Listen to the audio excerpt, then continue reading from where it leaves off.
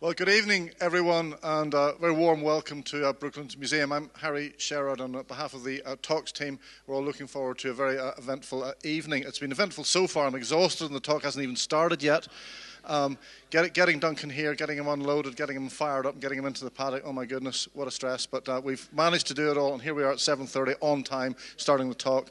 And as is his wont, Duncan doesn't even know we started yet because he's still talking to his chums over here. Duncan, we're on. We're on. Okay. So, more from me later. We've got our colleagues from the outreach team at the back, so if you're not a Brooklands member, you should be. And please do join either at the end of the evening. Our friends at the back will still be there. You can join this evening. And also lots of merchandise.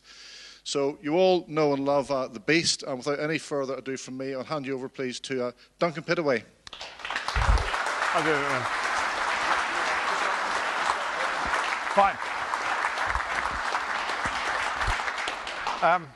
Well, thank you very much, Harry. Enjoying to be here. Sorry, I'm not in the right place. I'm new to this. You'll begin to realise this is very amateurish. Here. Okay, is that better? So thank you very much for asking me to come along tonight. I must admit, Brooklands is somewhere I should spend more time, and I don't because it's I won't swear. It's a difficult place to get to from Bristol. And it's one of those places you think, oh, I'll go, and then you don't. And then when you come, you wish you'd come every weekend. And I was chatting to people tonight about how the aviation side particularly I find fascinating at Brooklands. But I digress. We're not hearing about that. The Beast of Turin. I mean, it's probably 15 years of my life, I think, since I became obsessed. It's fair to say about the car. I was on a road trip. You've seen some of the cars running around Goodwood, the Edwardian cars. There's a group of us who are passionate about Edwardian cars. My father had Victorian cars, and he's just about tolerates the period up to the First War. Everything else after that he finds is the VSCC is organised vandalism as far as he's concerned. So I was really fascinated by the pre-First War racing, and it's surprising how few people know much about it. And there's lots written about it. So a small group of friends got together, and in 2003 we thought it'd be fun to rerun the Race of Death, which was a fabulous race from Paris to Madrid. And it was the last road race in the UK last road race anywhere in the world, because so many people died, or so many people and animals died on the first day, they cancelled it at Bordeaux. And so we thought it was fun to sort of go back to recreate this with all our cars. And a small anecdote, I shouldn't be talking about this, but a small anecdote was a friend of mine set it up, and he set it up. He's a great wisecracker. And so we all gathered in Paris because the original race started from the Palace of Versailles at dawn. And Richard said, well, I've arranged for us to start from Versailles at dawn. And I remember thinking, that's amazing, because I think Versailles is it's an international monument. But we just believed him, and we got up at 5:30 in the morning and drove in the pitch dark round to the Palace of Versailles, and the gates were open, and we drove in. And we were all amazed. There were, 10 of us, and we were all hanging around thinking, this is amazing, taking photographs. And Richard was getting quite nervous. He was looking at his watch, said, right, we've got to go now, guys. And we said, well, another couple of photographs. No, we've got to go. As we were pulling out of the gates, there were sirens, police sirens. And it turned out Richard had bribed a couple of bribed a couple of security guards and the night before, so he let us in completely illegally, but we managed to recreate the original start. Anyway, it was on that run. Actually, there was another small anecdote. The French are lovely, but they do take things, those small villages, they take things very seriously. And they always have an umpire band, and the mayor is there, and the chief of police, and the chief of the fire officer. And one of the chaps with us, his grandfather had been on the original race. So we thought, we spiced it up a little bit. And we knew there had been an accident at this particular village. It wasn't his grandfather, but we said it was his grandfather. He was a mechanic, and he died in the race, in the accident, which obviously a little bit of fabrication, but we thought it was quite good, and we thought we'd capture the imagination of the French village. And when we arrived, because we wanted to have a little ceremony, we thought it would be quite fun. So when we arrived, but of course, the whole story got out of hand. And by the time we got there was a band, there was a mayor, there was trestle tables, there was food. And so it was a bit embarrassing, but we thought we took along a wind-up gramophone with Edith Piaf singing the Marseillaise, and we decided, rather like a Monty Python sketch, we'd wind this record player up, we put it on one of the tables, and we stand there saluting. And as we saluted, the record got slower and slower and slower. And you could see the French looking at each other thinking, this can't be right. But anyway, we then fell about in hysterics, which I don't think they got the even sense of humour. Anyway, look, I digress again. On that run, we stopped at a French cafe, and I've been very lucky with all my cars, and I just finished restoring a Bugatti, Type 35 Bugatti. And the topic of conversation went along the lines of, what are you going to do next? Have you enjoyed doing the car? And I said, I'd really like to restore a proper big chain drive Edwardian racing car, because it's one of those goals that, I think, it's an ambition you think you'd never achieve. And sitting at the table was a guy called Graham Rankin, who some of you may well know. And Graham is a fanatical Fiat enthusiast, and he said, I got just the car. And he knew the chap who had the chassis, axles, running gear, and he said, well, that's the car you need to restore. And Mark Walker, being a great mate and being very clever, flipped over one of those sort of paper menus you have in French bistros and drew a picture of the car from memory. And that was the start of it, really. And within 3 months of coming back from that journey, thanks to Graham, we contacted the guy who owned it, and within 3 months I bought the chassis. Everybody knows the story. Well, I think you do. It wasn't found in a shed. This car has had a pretty tempestuous life. I am certain of what it is. Some people aren't, but I don't care. All I can say is it's all the original S76 bits on the planet in one car, and then the rest of it I've made or restored or recreated from the original drawings. So, is it a restoration? Is it a recreation? I don't know. I think it's a restoration. And certainly the chassis, axles, steering box, pedals, levers, and engine, obviously, is original. The gearbox isn't, but the gearbox is made to the original drawings, which admittedly I thought was going to be easy. It wasn't at all. Anyway, look, so that's a bit, I digress again. I think what we'll do is we'll look at some photos, because it covers the history of the car. Otherwise, Harry's going to be shouting at me for getting on. Do I just press this button? Right, okay, right. Fiat S76, known as the Beast of Turin in its day because of the characteristics of the engine and its configuration, being the largest engined car ever built, production car ever built. They built two. There was some... It's a bit like the ugly duckling story, because I became fascinated by the Fiat and how good it was and how fast it was and how brilliant it was. And yet everything I read from people like Bill Body, and I'll come on to Bill, he was a great hero of mine. Everything I read about the car when I was researching it, it was a fiasco. It wasn't very good. It wasn't as fast as the Blitz and Benz. And I remember thinking, well, it should be, because the engine's bigger. It's overhead cam, 16 valve. It's not a push-rod overhead valve, so it should be faster. And I couldn't work out why it was sort of, I suppose the contemporary people who wrote about it said it was a bit of an embarrassment to Fiat. I then go back to period articles, and it was amazing. People loved it. It was the fastest thing on the planet. There was a chap who wrote and said it was twice as fast as the fastest aeroplane, which, admittedly, in 1910, the aeroplanes weren't very fast. But if you just imagine today, if I said to you guys, come outside, I've got a car outside that goes twice as fast as the fastest aeroplane. Do you want to have a ride? You go, no, wait, I'm not getting into that. It was insanely fast. And so, partly because it didn't break the land speed record. That's really what it comes down to. And I think it was discounted by sort of contemporary writers. And trying not to get too bogged down with this, I wrote to Bill Body when I started the whole thing. And I must admit, the research side of it has been as enjoyable, probably more enjoyable than the restoration and the driving of it. But I wrote to Bill Body with all my findings, because what I read about in his book, his Brooklands book, was incorrect, because he wrote saying it was an airship engine. It isn't an airship engine. It was the airship. Here we are. I'll quickly run through these. That's a shot of it being built. There are two cars being built in the works. Lovely shot.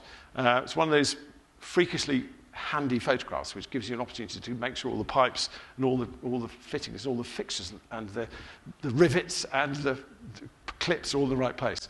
So this is there's a series of factory photographs which I got from from Fiat. And there were some lovely shots of the car. This is, I'll come on to Bill Bordino in a minute. This is Felice Nazaro, who, and I think this is the car when it was brand new. I think he'd just taken it for a test drive. There's a bit of mud on it. And I think they've just literally taken it for a blast up the road.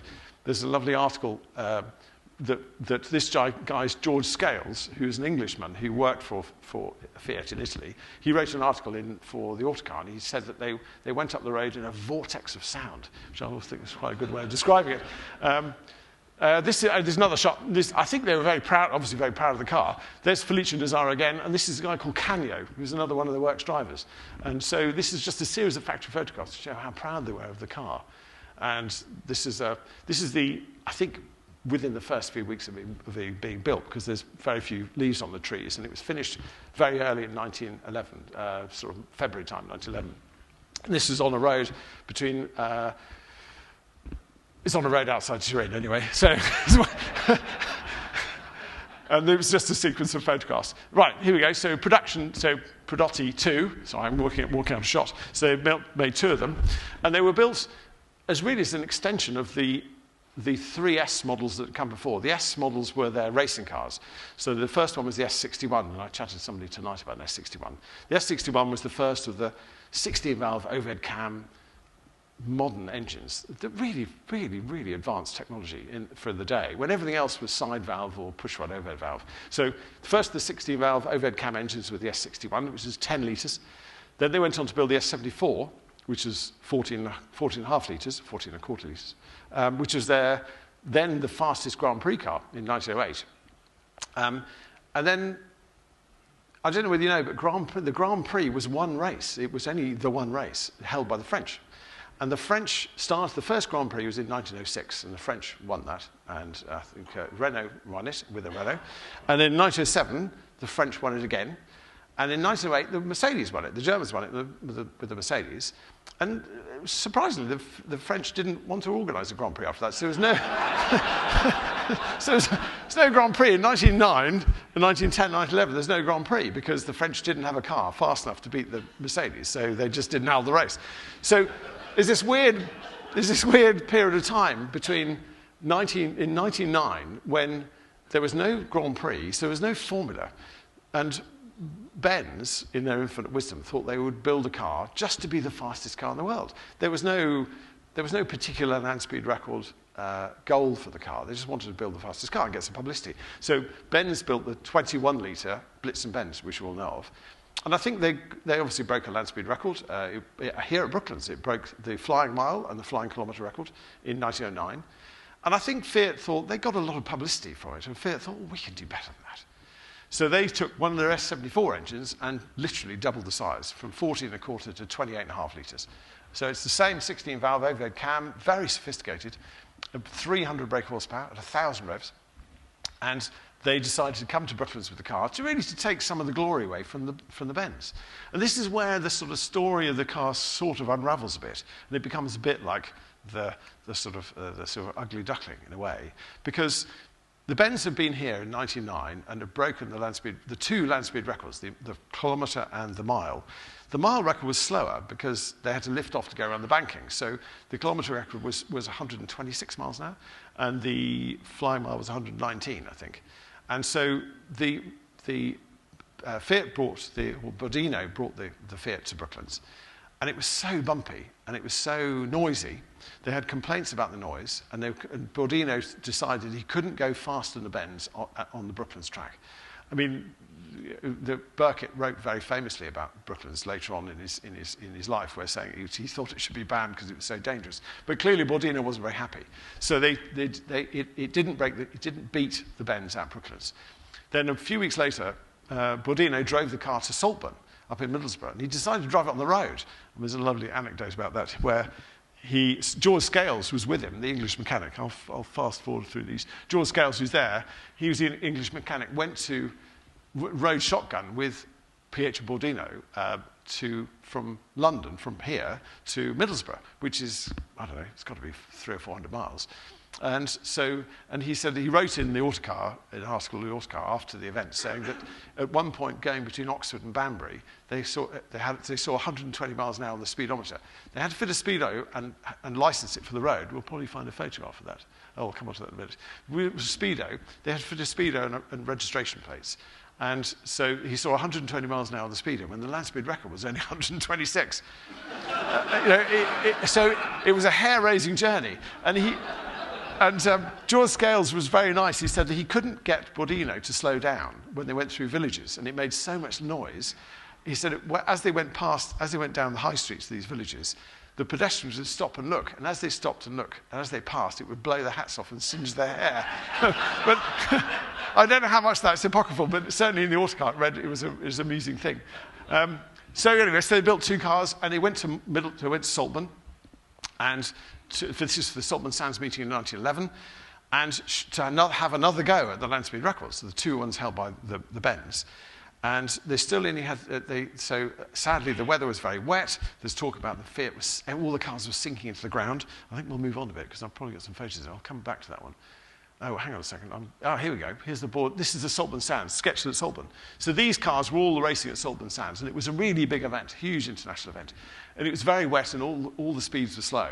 But still, Bordino managed to successfully break the flying mile record. Not the faster flying kilometre record, but the flying mile record on the sands at Saltburn. If I move on, here we are. This is the record run. So there's the car there on the start line, coming across the start line, on its record run. And it successfully broke and held the world flying mile record. But of course, it couldn't beat the kilometre record. And when you go back to the other cars that were running at the event, these cars here, Gerald Herbert's racing Singer, Bunny, which is on the right there, which is a streamlined car. Now, that had raced at Brooklands. And that car at Saltburn was timed at 81 miles an hour. It had done 103 at Brooklands on the sealed surface. So for the FIAT to do 119 on the sand seemed to be forgotten by the contemporary reporters who said, oh, well, of course, it wasn't as fast as the Blitz and Benz. It only did 119 miles an hour. But that was on the sand. And there's talks about Bordino weaving down the beach because the sand was so wet. So if you look at the contemporary speeds, sadly, the sort of post-Second World War journalists didn't sort of dismissed it because they said, oh, well, it wasn't fast enough. But it clearly was. So moving on. So this is taken the back of the Zetland Hotel in Saltburn. There's a lovely thing. Bordino was very keen. He's the young lad driving it. He was very keen to drive it on the road.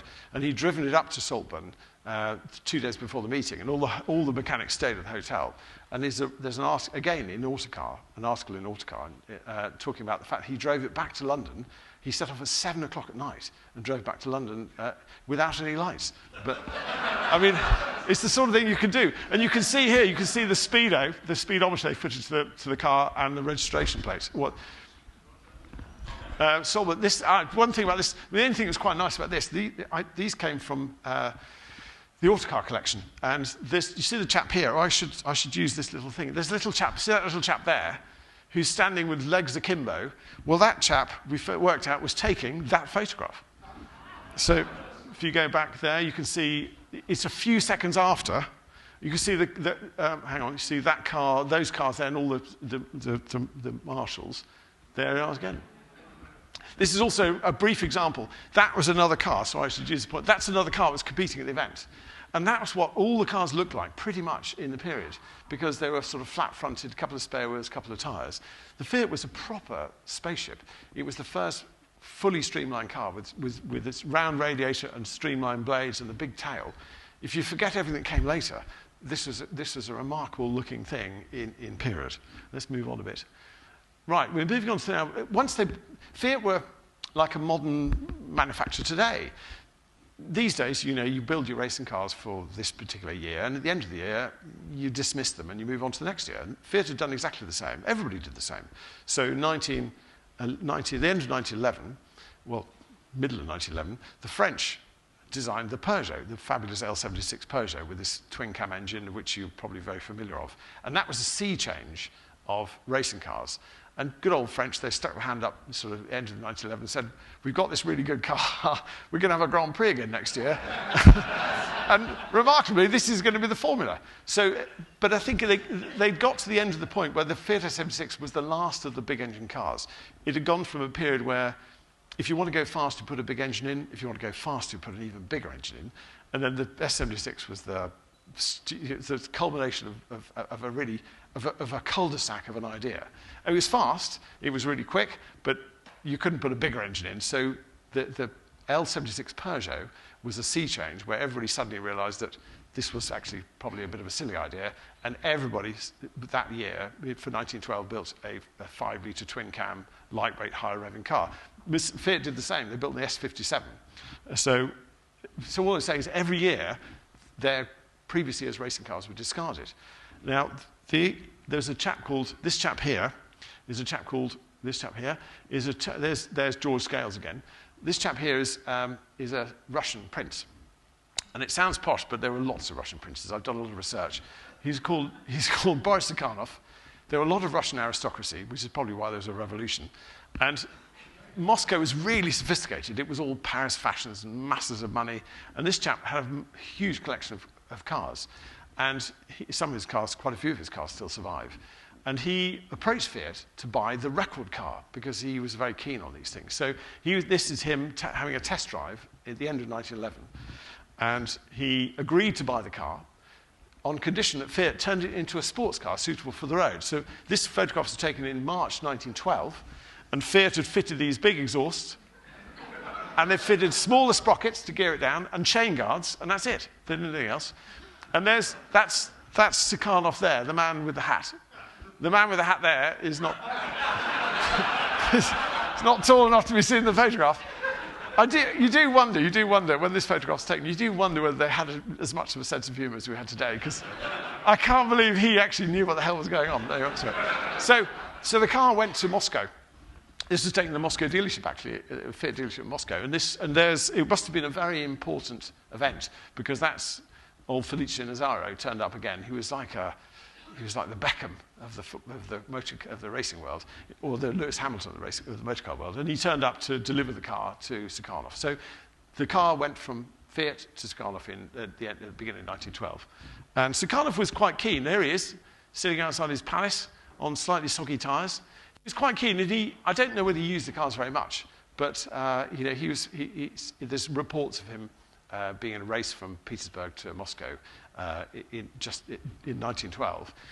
But there's so little history about Soukhanov. There's as much research as I've done. There's a guy a lovely chap called Lev Sugarov, who's a Russian historian who researched all the aristocracy pre-revolution. And he said the problem is, apart from the immediate Tsar family, the vast majority of them all buggered off. I said buggered twice now. Oh, anyway. Sorry. I'm looking at Harry. Anyway, they all left Russia in a hurry. And he said the problem is when you try and find out where they go, they didn't want anybody to know where they were going. They made sure that they changed their names.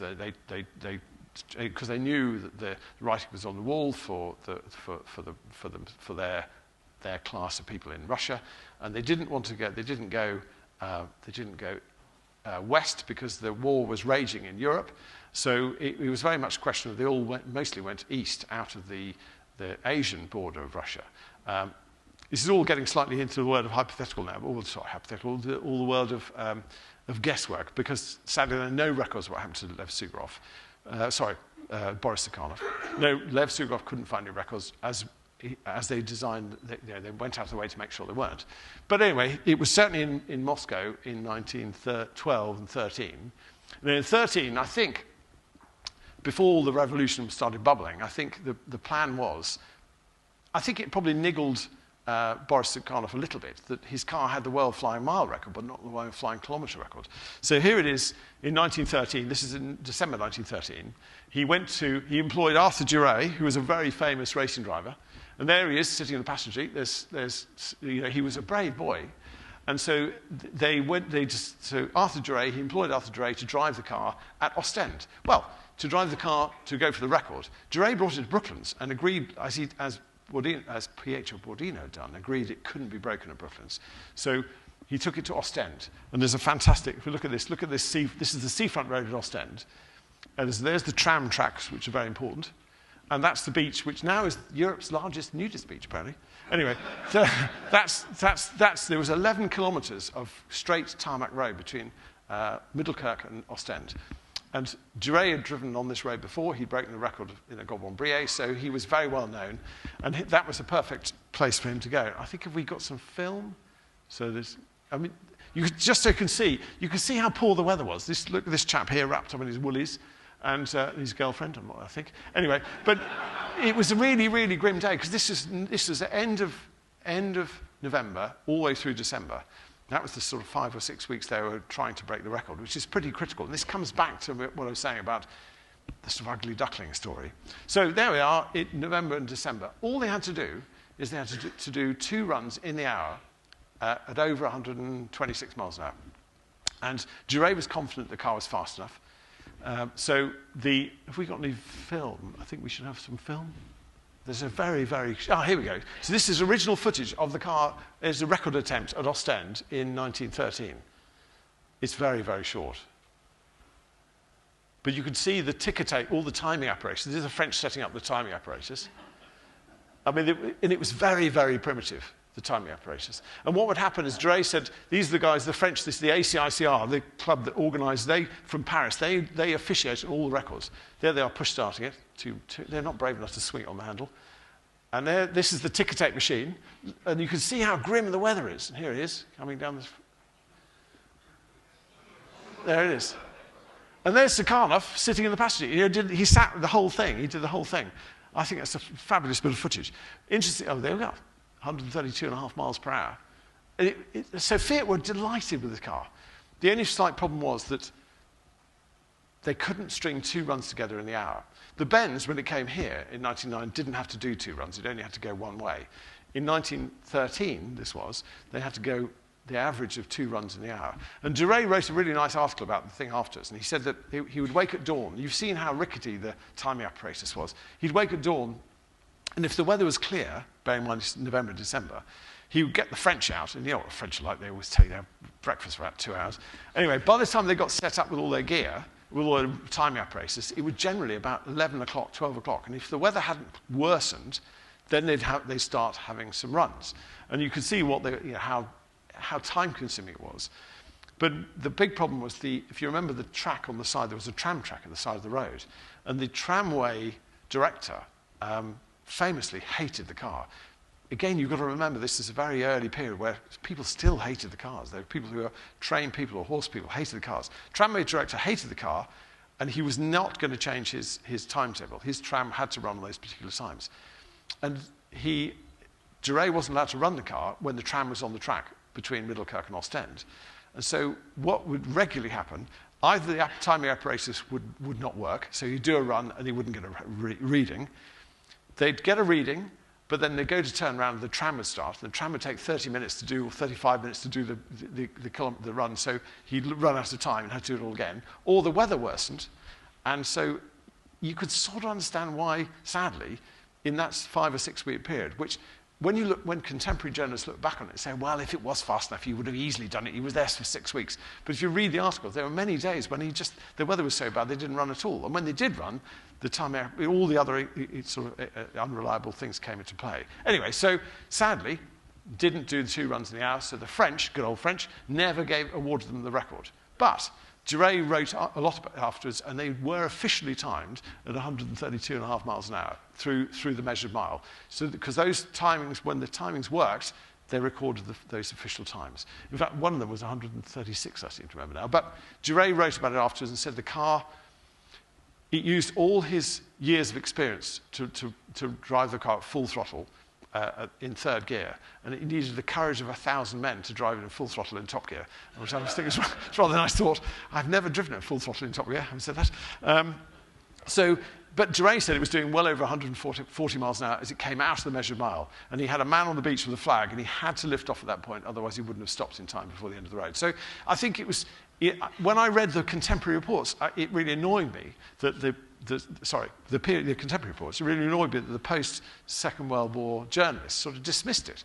And so I took this up with Bill Body, and wrote to him a very extensive letter with all my research and said it wasn't an airship engine. Although we've passed that now, I think we'll skip over that, because Bill thought it was an airship engine and it wasn't. The airship engines, Fiat built a 28.5 litre airship engine, which came 3 years later, actually, at the outbreak of war, because that's when the airships were needed. And prior to that, in 1910, they didn't need an airship engine like this. So it makes sense that it wasn't an airship engine. But when I spoke to Bill about it, Bill Body, who was a hero of mine, rang me up, bizarrely. And he didn't ring anybody. And he was so nice, and he was so complimentary.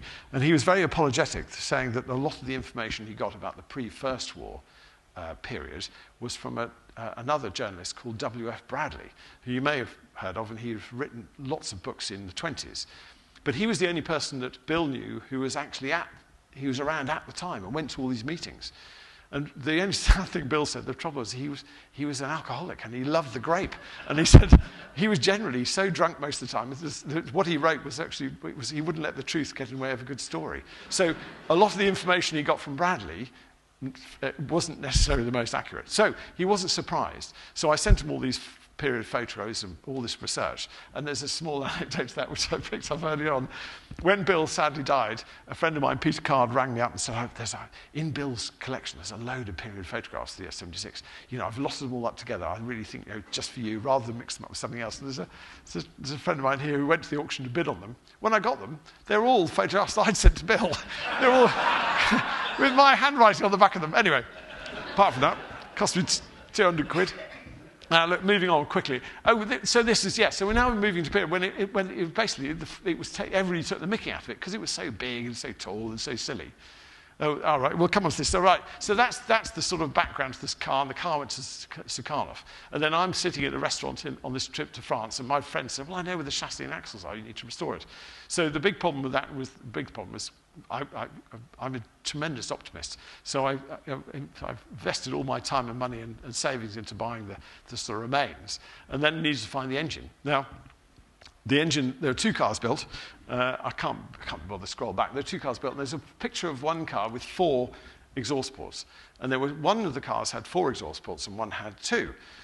And the only thing, I've got the drawings, and the only thing you can think of, they weren't quite decided whether the porting was better, one or the other. And they certainly built 2 different blocks. They're 2 different block designs, which is lovely because it makes the cars very easy to distinguish.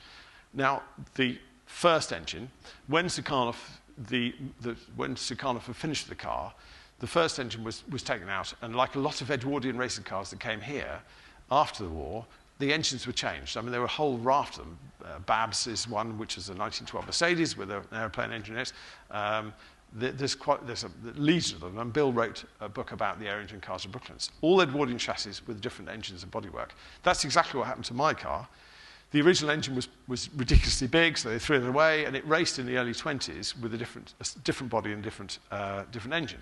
So the original engine had gone, and I just thought, well, I must be able to find an engine. And that's when I went looking for engines and found 2 or 3 airship engines, and that's when I realised immediately they weren't right. It was completely different design. So I'm going to have to cut it a little bit short. I found the original engine from the other car.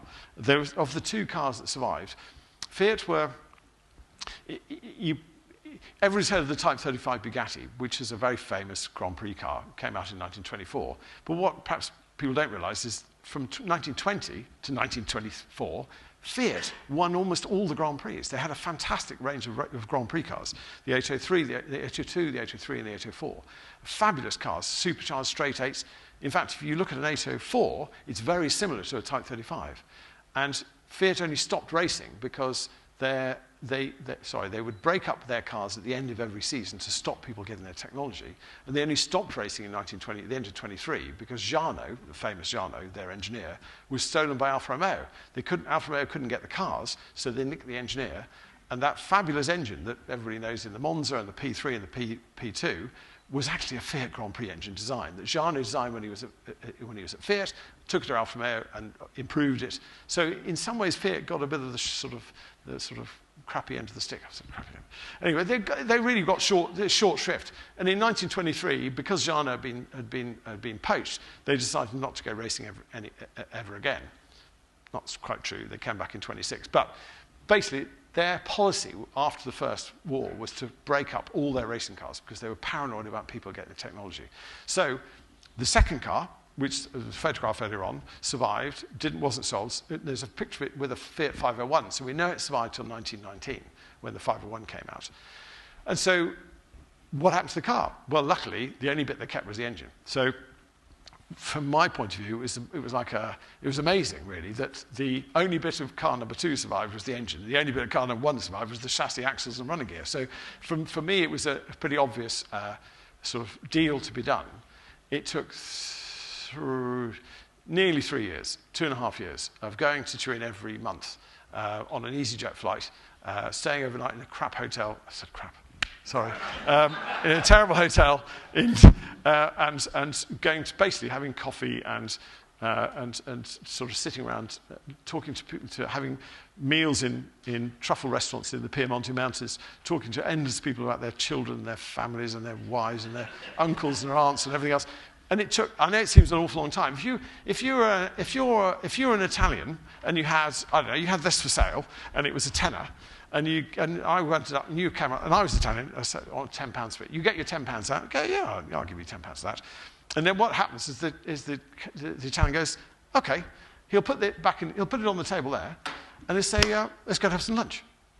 And you go, so you've got your tenner, okay, because we're English and we don't want to be upset, so you don't want to upset anybody, so you go for lunch. You drive for 2.5 hours to his cousin's restaurant somewhere in the forest, and then it's suddenly sort of 6 o'clock. You think, well, my flight's at 8. You know, what about the thing? Oh, well, next time, come next time. That went for 2.5 years. Anyway, so I was pretty determined. But when we did get it, Mark Walker, this is my mate Mark. All the people in this photograph are so young. This is my mate Mark, and we realised Mark said to me, because we were going to Turin, when we finally did the deal, went to go and get the engine, Mark said, we're going to Turin to collect the gold, you know, like the Italian job. So we dressed up. We dressed up in blue overalls. I've got blue overalls as well, and I crashed up with wire mesh. And my mate said it was too embarrassing. So we both went in overalls, and the whole thing was a sort of piss take of the Italian job. I won't look at Harry. Anyway, so it all became, you could sort of get a feeling of my attitude to life, really. I just thought it was hysterically funny. And this lady here is lovely. She was fantastic. She did all the negotiation for me. She was brilliant. But she was very Italian, and she didn't get our sense of humour at all. At one point, this is in the airport. We hadn't actually got out of the airport at this point. And she was really worried we were going to get shot. And I said, no, it'll be fine. Yeah, we're English. They'll be used to it. Anyway, so that was great. Mark didn't take his crash helmet on used to drink his Coca-Cola. Anyway, so it was an awful lot of fun. Anyway, rather this is then moving quickly up. We're going to have to move on to the restoration now. So moving on to the restoration, the engine was seized. The chassis and running gear was fairly straightforward to deal with, but the engine was seized. And so, but this is some of the detail I found in the engine. I'm sure you guys, if you've worked on restored things, the numbers and the stampings are just gorgeous. And this is the sort of detail that I find on various components. This is actually a bevel gear which drives the overhead cam that engages the crankshaft. But taking the engine apart was just a delight. I've got here, just so for your benefit, I've got here. The only bits of the engine I replaced were the inlet valve springs. Hang on a second. That's the inlet valve spring. Which I replaced them because they were just ridiculously strong. I mean, they'd support a corner of a Ford Escort. And there's a conrod. You can have a look at these later.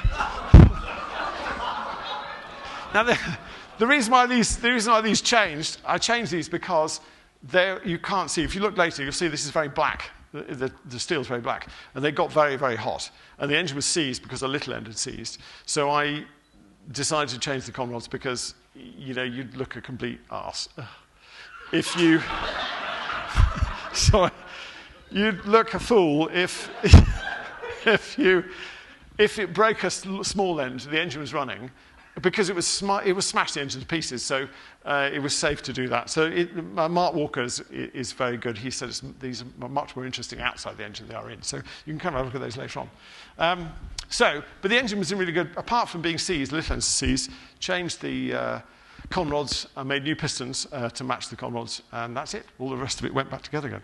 Mark asked me whether I had the crack tested, and I said, oh, no, I don't think so, because it's bound to be cracked. I'd just rather not know, really.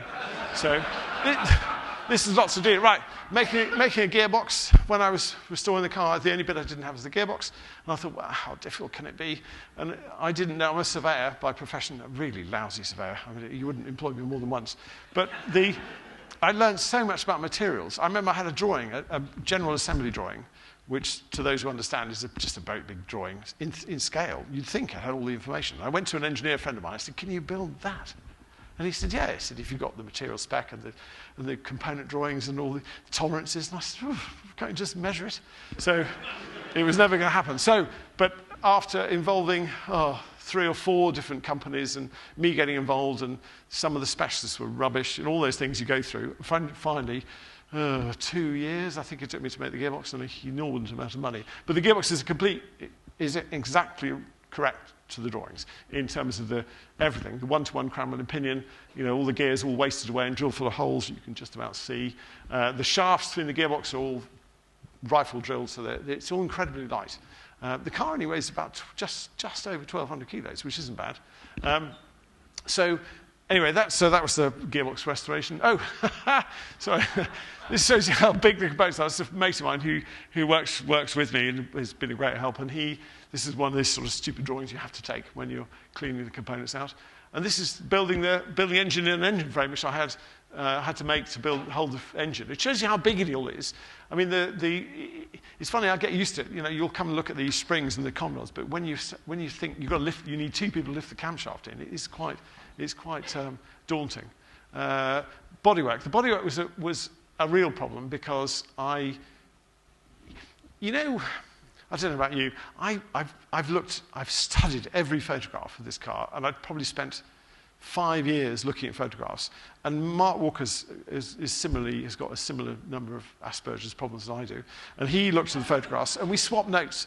And when you've got a fixed picture in your mind, and I went to a chap to build the bodywork, who was very good. Don't get me wrong, he's very good. But every time I went back to see his progress, I said, no, the line's not right. And he was working off the photographs, which he'd only looked at for a week. And anyway, we parted company because he said he couldn't work with my exacting requirements. So by the time we've gone through 2 or 3 sorts of bodywork, I eventually made one person. I made the buck for the tail. A friend of mine helped me make the sort of scuttle bit, and then Stuart Roach from Roach Manufacturing down in Lymington, who do all those amazing auto units and Mercedes Silverados. He did a beautiful job of the rest, but I couldn't afford to pay him to do all of it, so I had to do quite a lot of it myself. But the thing for me, I don't know about you, when you get a copy of the automobile, or you get a copy of Classic and Sports Car, and in there is always an article about a car being restored. And Mark does this. He rings me up. We're both on the loo, and we've got a copy of the magazine. And it's like spot the ball. And you say, there's a picture of the car restored, and there's a picture in period. And it really annoys me, because I go, well, that's not right, and that's not right. Look at the shape of that, and that's no good. And it's surprising, if you're minded like I am, and Mark, the number of sort of basic errors, and it really annoys me. And I imagined, when I'd finished restoring the car, I imagined people were there with these huge AO pictures going, well, that isn't quite right. And of course, it never happens. But I was determined to get it right. And as much as I blow my own trumpet, I feel it's as accurate as it could possibly be, or as authentic as it could possibly be. But it has taken 15 years. This is a remarkable photo. When you're restoring a car, for me, I need to get all the detail right. And you can see this detail at the back of the bulkhead. Almost all the photographs I have, or I could find, period shots had some big fat Italian sat in it, so you couldn't quite see what it was, or it was slightly blurred, or the bonnet was shut. So this is an amazing photo because it was taken in a studio. It was a glass plate neg. It was only sort of this big, but it would blow up really clearly. And I got loads of detail off this, of what the car was actually built like. Because some of the photo, I've got drawings of the arrangements of the gauges on the dash, which are completely different to this. And that little square thing there, rectangular thing there, is a FIAT double gauge set, which Albert Smith, you may know, the auto jumbler, had one of those, which is amazing. So as soon as I got this photograph, this was, for me, it was a godsend. The other thing about this photograph, which you can't see in here, I didn't know how the body was built, because you can't see the framework. And in all the photographs, I was talking to the chap who did the aluminium skin, to Stuart Roach, and I said, well, I think it's riveted together with flush rivets, countersunk rivets. And Stuart said, no, it can't be. He said, because they came in the First War with aeroplanes. And I said, well, look, in all the photos you could see it looked like countersunk rivets. When we got this photo, you can't see, you could zoom in on these what appear to be rivets, and all screws. You could see the slotted screws. So underneath there had to be a bulkhead. And suddenly it all came together. And I'm so pleased because I found this photograph about a month before I started assembling the bodywork, about a year and a half into the bodywork project. And if I found it afterwards, I would have had to take the body apart and redone it all again, because it would have really annoyed me. But anyway, so that's the extent I went to. This is again shadowing. You can't see, but trying to superimpose the car to get the shape of the sort of scuttle right and all this sort of stuff, which to me, probably nobody notices. But to me, it was so important, so I went through this ridiculously long exercise in trying to get it right. Oh, yeah. God, I've got hair. When you're building an engine, you have no idea. It wasn't missing very much, but it was missing the little oil pressure relief valve.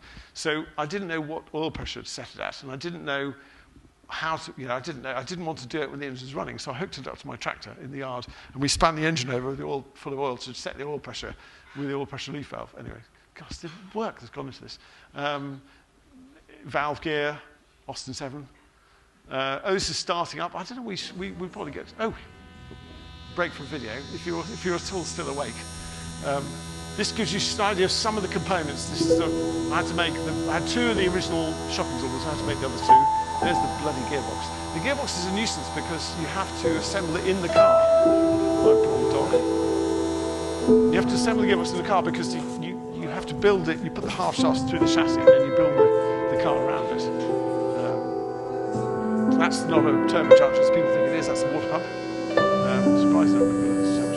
Crank's drilled full of holes. You can see the blanking plates. So the crank is really light. It's 100 mil journals with a 70 mil hole down the middle.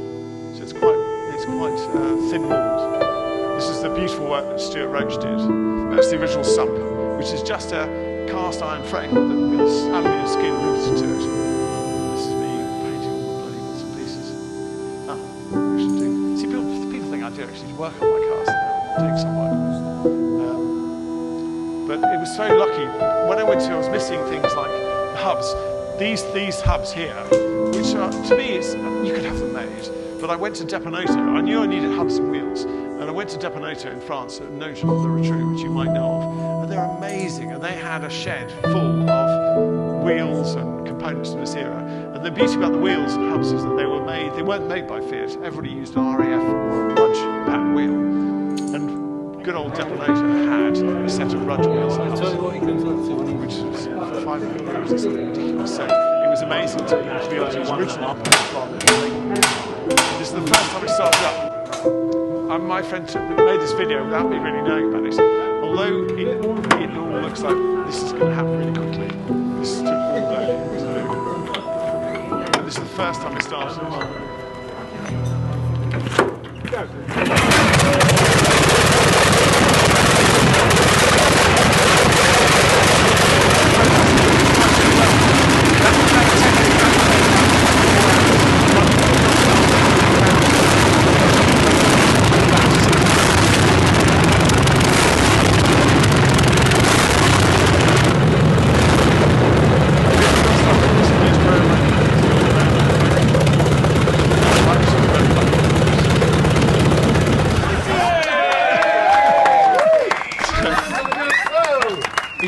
I'm completely sheltered. I was in a terrible state because some friends of mine, they kept saying, when are you going to start? When are you going to start? I said, I'm not yet, whatever. And then, unbeknownst to me, a few days before that day, two friends of mine had phoned around a few people and said, right, we're going to go to Duncan's on Thursday and we're going to start this bloody car. And they rang me the night before. And I said, oh, no, I'm not ready.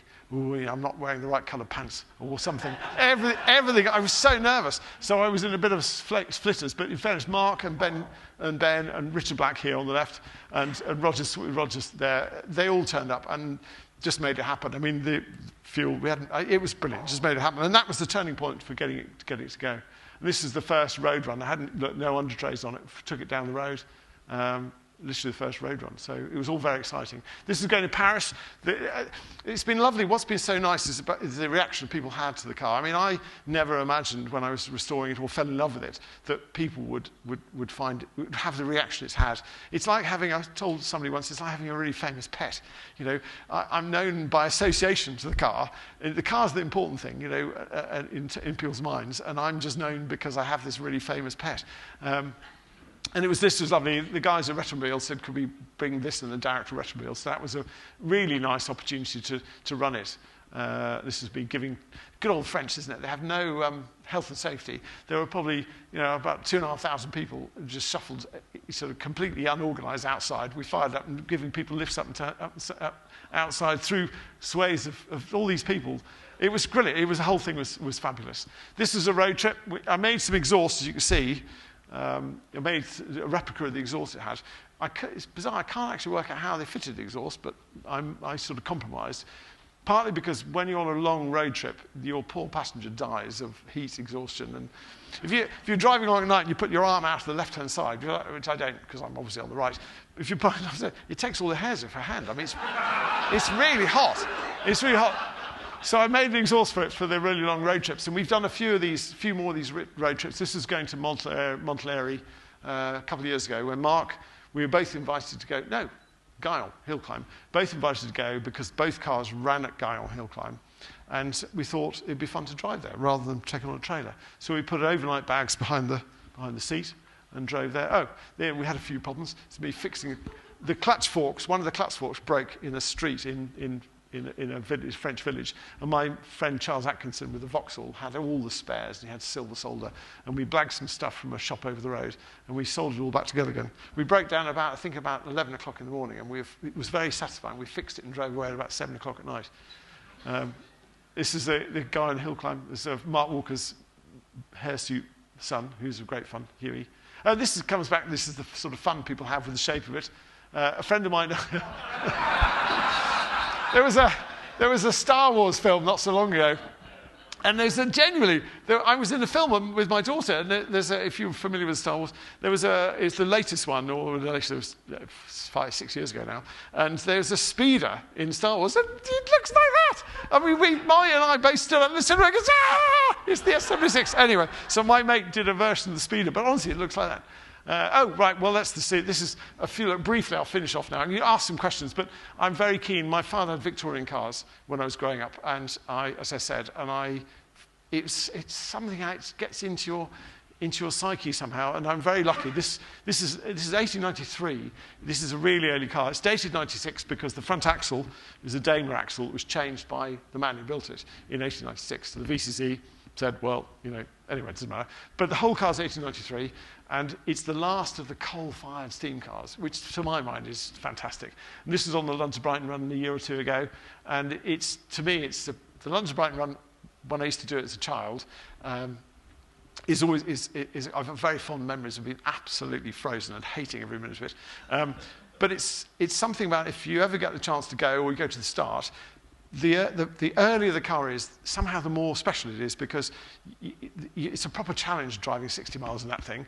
And when you set off at 7 o'clock in the morning, it's still just a little bit dark, and there's nobody on the roads, and you're going down the mile with all these funny noises and clanking and whistles and things. So I'm so lucky to have that. And it belonged to a great friend of mine who sadly got Alzheimer's and had to sell it, and my wife was very lucky, as I said, and so we haven't done any work on the house for about the last 30 years. This is Henry Salveson. There's only one built. This was built by a chap called Henry. There he is sitting there. He was a ship builder. He was the son of Christian Salveson, who went on to have Hughes. The company was a big haulage business, and this is in Polmont in Scotland. And he was an engineer.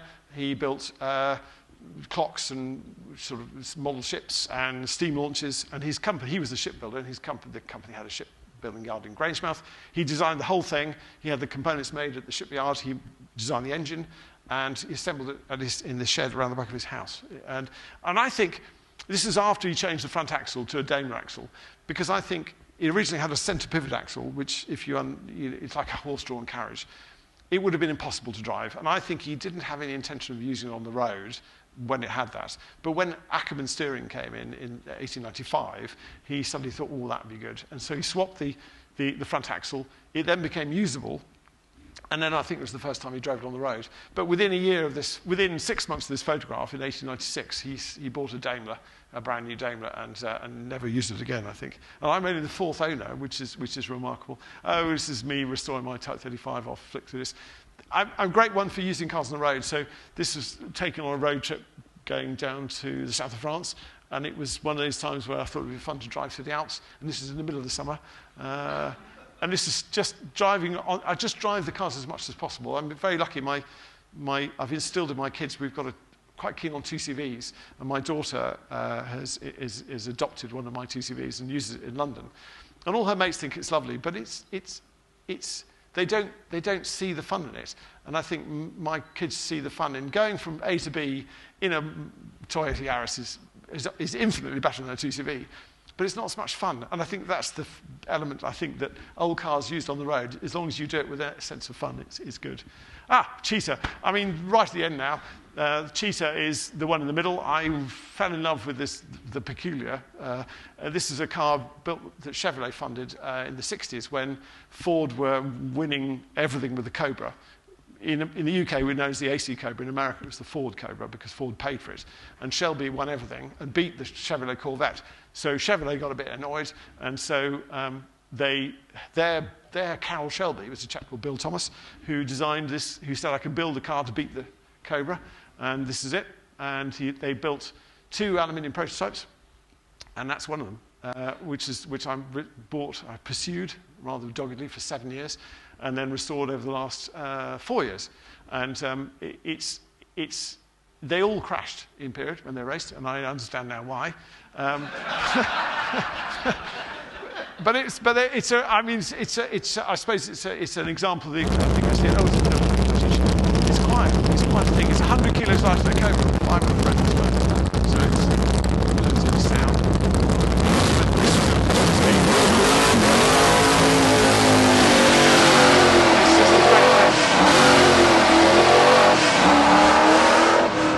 It's a great thing, and that's about it. I think that's about it.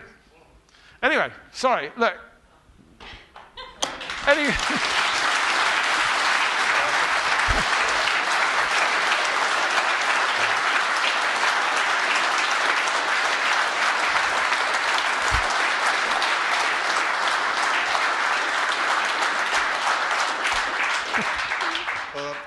Absolutely fantastic, Duncan. I don't know why you try to make a living as a surveyor. You're such a raconteur. Oh. Isn't that the better career choice? There's no money in it. Absolutely fantastic. Any questions? Yes, for that's much more important. Any questions? Got one handily here in the front row. Brilliant. Well, I'm sorry, it's a bit ad hoc. Have you any plans of seeing how fast it will go? Well, interestingly, I've been back to Ostend. I've got a friend who lives in Ostend called Nick Yonkiheri. Do you know Nick? He's lovely. He's been here. He's a motorcycle enthusiast. But he lives a few hundred metres away from the record road. And he sends me a photograph every November. He sends me, on the 26th of November, he sends me a photograph of the conditions of the road on that day. And it's normally horrendous. And, but it's still there. I've been to have a look. It's, there's lots of speed cameras. Which with no, but it's what we thought. The plan was we go in the winter because in the summer, because it's this big nudist beach, there's lots of fat Germans and Belgians in the way.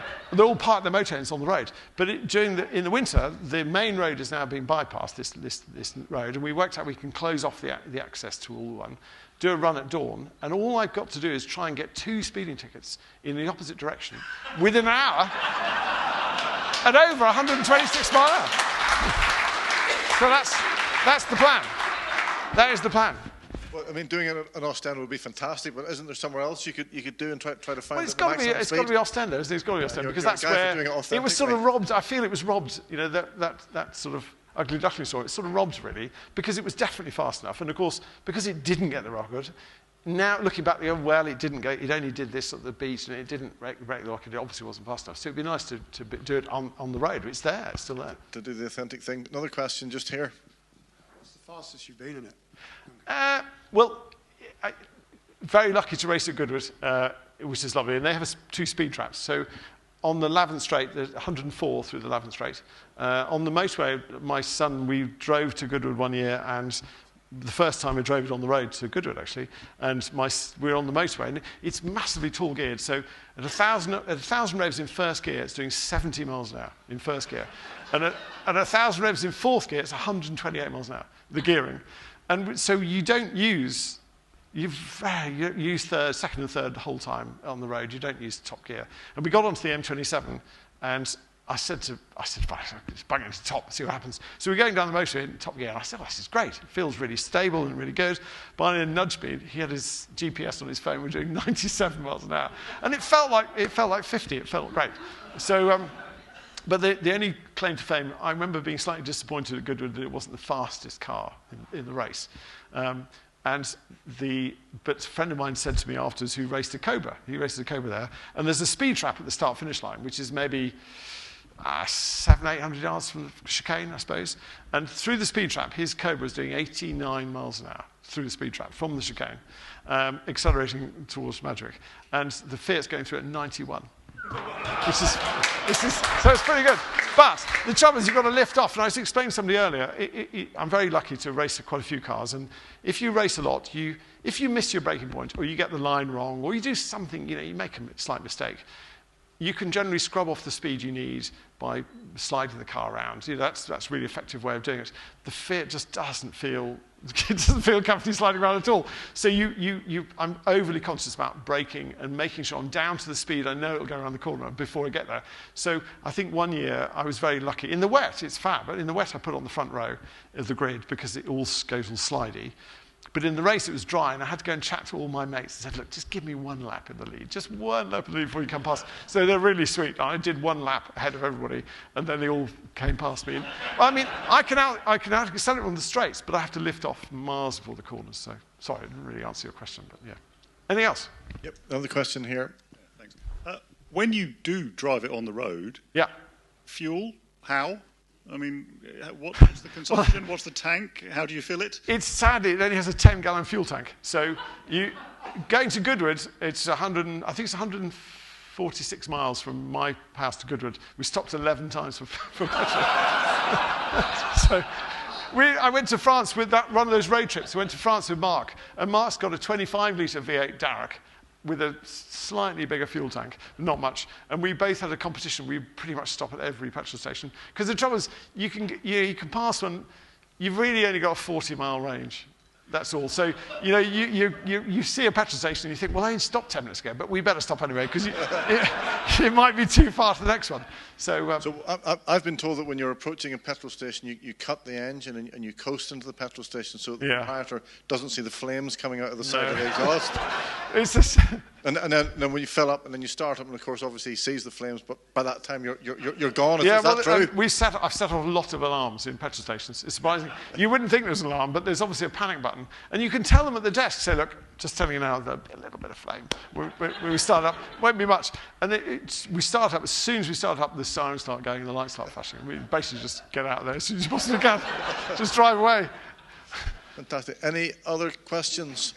I mean, you mentioned it. I was actually going to ask you this question myself. I mean, I've seen you driving it at Goodwood quite a few times in the dry, but you have actually been on the circuit in the wet. And what you said earlier on. It's fantastic in the wet. It goes from being too fast for its brakes. That's the problem. You do over 100 miles an hour down the Lavant Straight, and there's a 90 right at the bottom of that straight. And you're pulling on the handbrake, because all you've got is the handbrake.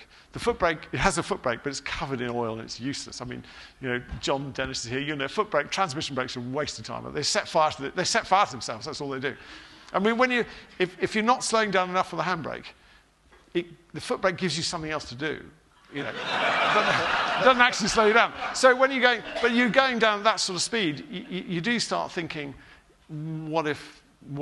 And what are you going to do? You're going to jump out. So in the rain, it became a delight. And which is why I managed to put it on the front row. It shows you how fast it is. Because if ahead of the Blitz and Benz and Julian Mazzoub's Sunbeam, which is really fast, and the Blitz and Mark Walker's Darracq. Because in the rain, it all goes light, the steering goes light, and it's sort of not too fast, so it's brakes somehow. And you can slide it. If it gets a bit out of shape, it's not a problem. Yeah, I can't imagine getting sideways in that car. It seems an unbelievable concept. But it's like racing a double-decker bus from the top deck. Anyway. Any other questions? Well, over there. Oh. I see a hand waving over here. I'm sorry I went on a bit. Did I go on a bit long? I'm sorry. No, you didn't. No, you timed it perfectly. Okay. There were a few people nodding off. No, they weren't. Yeah, we saw a picture of the gearbox. Yes. And the final drive. Has it got a differential? Yeah, it has differential. The gearbox, people talk about Edwardian racing cars being the manufacturers taking a touring car and putting a big engine in. But I don't know whether other people did that, but certainly Fiat, Panhard, Mercedes, Napier, all these big manufacturers, they built bespoke racing cars. And the reason why the S76 chassis was so identifiable, and if you look at any chain drive car, ordinarily almost all cars, if you think about it, in my TCB, the crankshaft is on the center line of the chassis. If you look down the side of the chassis, the crank is generally on the center line of the chassis. So when you get to the gearbox on a chain drive car, the lay shaft is normally underneath the main shaft, because the main shaft follows the center line of the crank, and then the lay shaft's underneath with all the gears on it. And then what happens, the diff then is below the center line of the chassis, and the half shafts come out under the chassis with bearing carriers, just like if you look at any chain drive car, they're all like that, except the S76. The S76, the crank is 200 mil below the center line of the chassis, because it's so big, you couldn't lift the engine up any higher. And they made a special gearbox where the drive goes underneath the diff and up and forwards and out through the chassis itself. So the half shafts go through two 50 mil holes in the chassis. So the chassis is very identifiable because of these bloody great big holes. But also, Fiat made a special gearbox because they had a configuration for their racing cars that all had to be 2.75 meter wheelbase. And you've seen the car outside. Everybody says, oh, it's huge. It isn't. It's the smallest possible car you could squeeze around that engine. You've seen there's no space under the bonnet. So Fiat made the special gearbox to to put the diff in front of the box and put it above, because that way it reduced the wheelbase by about 18 inches. So they were really clever the way they did it. And it does work. The only nuisance is when you rebuild the gearbox, you can't take the gearbox out. You have to dismantle the gearbox in the chassis, because the first bit you do is put the half shafts through, and then you build the diff ball, and it's a real pain in the arse. I said arse. Sorry. But anyways, yes, but it's a really clever box, made specially for them. So Duncan, obviously Goodwood, we all see you at Goodwood most years, and possibly Ostend, etc. And any other particular plans, anything on your wish list that you'd like to do with the car? Well, I'm going to drive, Mark and I were doing another road trip to Montlhéry next year. I think it's 100 years of Montlhéry, which to anybody who's interested, I'm pretty sure it'll be the last time there'll be an event, a motoring event at Montlhéry. It's been, the sword of Damocles has hung over Montlhéry for so many years now, and the people who are the campaigners, the only card they've got to play is being able to run a centenary event, which is next year. And they are sure that... When is that roughly? What month? May next year. Okay. And it's the 100th anniversary of Montlhéry, which is the sort of sister circuit to Brooklands, really. But sadly, like Brooklands, it's surrounded by industrial land, which is worth a lot more. And they feel that being able to hold the centenary event is the only card they're going to have to play. So we're going to do that. But also, Mark's, coming back to we're going to do definitely an Ostend run, but Mark's car, the Darrick, broke the record on the Arles Salon Road in the south of France. And so we're going to go back. We're going to drive, it's probably 2,000 miles there and back, down to do 120,000. How many petrol stops will that be? Maybe take a few. But yeah, so that's the plan, just to do as many miles on the road as possible, I think. I've probably done about 3,500 miles on the road, I think. And so, sorry, just to go back to the Ostend, previously you were talking about it as a sort of a wish list idea, but just now you seem to suggest you're actually going to do it. Definitely. No, definitely going to do it. Yeah. I think it was kibossed a little bit by Mark, because, well, COVID and Mark, because Mark used to come along because his car broke a record not on that road, but the adjoining road along the side of the canal. So the plan is to go, the two of us go and do a sort of bit of a road trip. And when Mark could go, I couldn't because my car it was broken. Then Mark blew a barrel off the Darrick, so his car was out of action. Then COVID happened, and it sort of just hasn't happened. We're very busy, but I've got to do that. The important thing is not to tell anybody. So I have to delete that bit from YouTube, because it's one of those things. Nick Yogieri, he said that he can organise people to close the road. But I just think it's one of those things, a typical British fashion. You need to go there. If you don't ask, nobody can say no. And if you go there at 6 in the morning, and we've got some friends who... There's roads onto this beach road, just a few roads through the dunes. So if we can make sure nobody comes onto the road and have a go. Because I think if we did it any official way, it'd never happen. I tried to fly across the Channel in 2009, to Centenary of Blériot's flight. And it all went wrong because I told, we got people involved who was going to basically pay for the planes. We're going to build, the 5 of us going to build our own replicas of the Blériot flyer with bits of old crap and sort of VW Beetle engines. Doesn't really matter. But we were going to do it, and we built one plane, and we all flew it badly. I mean, the key was we weren't supposed to have pilot's licenses because they never had them in 1909. And then the plan was to Shanghai the French, because the French were having a proper centenary of the Blériot flight with a proper Blériot and the great-grandson of Blériot himself. And we thought it'd be quite fun to overtake them all with these crappy string bag bits of shit. But it all went wrong because our film company got involved, and then their insurance company got involved, then their lawyers got involved. And they said, "You're going to kill somebody." And I said, "Well, I don't think so, because nobody's actually died flying the Channel, but they were more bothered about us running into a cross-channel ferry, rather than actually, the plan was to take off. It's only 22 miles. We built this plane. It only flew at about 70 feet. So, you weren't at about 20 miles an hour. So we thought we'd get across the Channel and just ditch it and run away. But it all got. If we hadn't told anybody, we could have done it. So sorry, I'm getting sidetracked. Well, don't worry. I think your Ostend's plan is safe with us, and I'm sure if you need. If you need a few volunteers to go and block a few roads off, right, I'm sure the Brooklands community, there'll be a few volunteers willing to do that. Stefan, who made that film, he saw the original black and white footage of the original run, and he got really excited. He said, because we can cut modern footage into the, can top and tail the original black and white footage with current footage, and we can put sound on it. So we can put sound on all the stuff we've seen. We could make that short black and white film into a much more longer feature with contemporary footage in as well, so I thought it'd be great. But don't tell anybody in advance you're doing it. Obviously, just make it. And just on that point, Nick Yokihiri, when I went to see him, there's a picture. In the film. There's in the photographs. There's a building in the background. And I said to Nick, "Where was this table? Where was the French? Where did they set up this table? Because it'd be lovely to be able to have the same measured mile. We reckon it was obviously in the middle somewhere, but it would be great to have the same measured mile." And Nick said, "Well, you'll never be able to tell." And I said, "Well, why?" He said, "Well, all the buildings were bombed by the English." He said the British Navy was offshore for about 6 months, just shelling the whole of the coast. So sadly, thanks to our British Navy, we'll never be able to pinpoint the position exactly. So you wouldn't have all of that tape and stuff that the French were doing. So how will you actually measure the speed cameras? Just normal speed cameras. Yeah. That's the plan. So when you get your ticket from the French or the Belgian police, that will be your proof. Well, and you get 2 in opposite directions within the hour. Yeah. That's irrefutable. Then send it to the French for a retrospective record.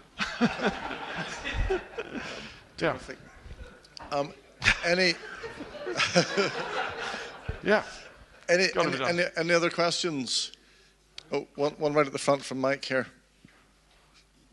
Thank you for the most wonderful evening. You're clearly so well wedded to the car, but anything else giving an itch that you need to explore? I'm actually pursuing, I quite like the unusual cars, and I'm pursuing, as a Frenchman, I can show you a photograph on my phone, but this Frenchman there's a Lola T220, Lola T220, which is a 2-litre 1972 Lola. Pretty boring looking car. And you'd have to see a photograph, but it should have a BMW engine in, which is the only thing of any value. The rest of the car is crap. Anyway,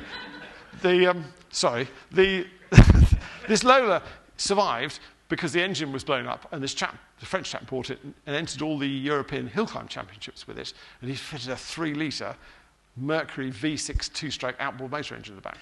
It's just the most insane car. It's 3 times as powerful as it was the BMW engine, and it has 6 velocity stack exhaust pipes sticking out the back. because the engine sits vertically like it does in an outboard motor up the back of the car. It's just ridiculous. But it still exists. It's in Valence, and the old boy is really nice, and he says he'll sell it to me, but we haven't actually agreed a deal yet. So I need to go and chat him up. It'd be useless, utterly useless. Well, absolutely fantastic. We've had a lot of talks at Brooklands, but I think tonight's talk really takes some beating, doesn't it? Well, fantastic. Thank you.